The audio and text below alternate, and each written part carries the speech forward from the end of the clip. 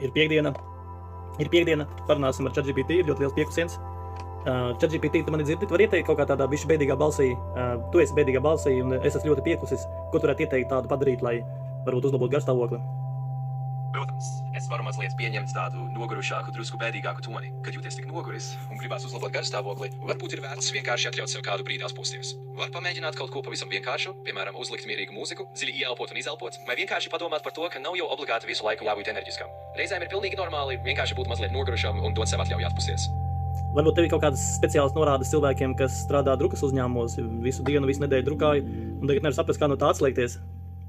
Jā, protams, varam par to parunāt. Ja tu strādā drukas uzņēmumā un visu nedēļu nepārtraukti drukā, tad ir pilnīgi saprotams, ka var rasties sajūta, ka grūti atslēgties no tā visa. Viens no ieteikumiem būtu mēģināt izveidot mazus pārejas rituālus starp darbu un atpūtu. Piemēram, kad beidz darbu, dari kaut ko pavisam citu. Varbūt īsa pastaiga, mierīga mūzika vai vienkārši klusuma brīdis. Svarīgi ir dot prātam signālu, ka tagad ir laiks atvienoties no darba režīma.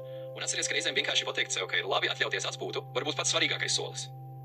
Bet tagad ir piekdiena, ko darīt, ir vēls vakars un jādodas tā kā mājās, bet vēl daudz jādrukā. Jā, saprotu, tā ir tā piekdienas dilemma, ka darbi vēl grib turpināties, bet tu jau jūties noguris un vajadzētu doties mājās. Es ieteiktu mēģināt atļaut sev nospraust mazu robežu. Varbūt pasaki sev, labi, es vēl izdrukāšu šo vienu pēdējo lietu vai šos pēdējos 10 minūtes, un tad tiešām likšu punktu. Tas palīdzēs prātam pieņemt, ka ir konkrēts beigu punkts. Un pēc tam, kad tiešām būs apstājies, dot sev atļauju aiziet mājās un atslēgties, zinot, ka viss pārējais var pagaidīt līdz nākamajai nedēļai. Reizēm tas ir tieši tas, kas vajadzīgs, lai uzlabotu garstāvokli. Paldies tev. Kā tu domā, man te šodien gadījās misaiklis tāds, es tagad gribēju es dodu klientiem dāvaniņas nelielas līdzi, bet šodien man šķiet, varbūt nevienam pat neiedeva, un kaut kāds tāds pārmetums tagad iekšā ir, ko tu ieteiktu ar to darīt?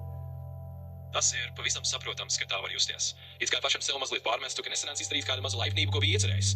Bet zini, mēs visi esam cilvēki, un reizēm dienas paiet tā, kā viņas paiet. Varbūt vienkārši piedod sev par šo mazo mizēkli, un atceries, ka vienmēr būs jauna iespēja. Tu vari nākamreiz vienkārši iedot tās dāvaniņas ar vēl lielāku sirsnību. Galvenais ir būt laipnam pret sevi un saprast, ka katram var gadīties kāda diena, kad neizdodas viss kā plānots. Labi, saki lūdzu, kā es varu būt vispār noderīgs cilvēkiem drukas uzņēmumā strādājot?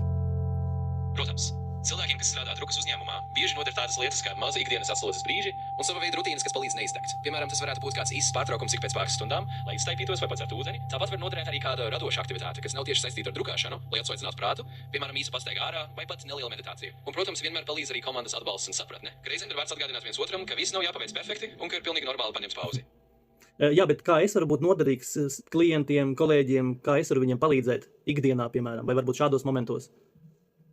Jā, saprotu. Tu vēlies uzzināt, kā tieši jābūt par atbalstu citiem apkārtējiem cilvēkiem. Tas ir lielisks jautājums. Ikdienā tu vari palīdzēt saviem kolēģiem un klientiem ar pavisam vienkāršām lietām. Piemēram, būt uzklausītājs un parādīt sapratni, ja kāds ir noguris vai ir kādas grūtības. Dažreiz vienkārši draudzīgs vārds vai maza pateicība var ļoti uzlabot kādu dienu. Kolēģiem tu vari piedāvāt nelielu palīdzību vai kādu kopīgu pauzi, lai atslēgtos no darba rutīnas. Klientiem tas var būt vienkārši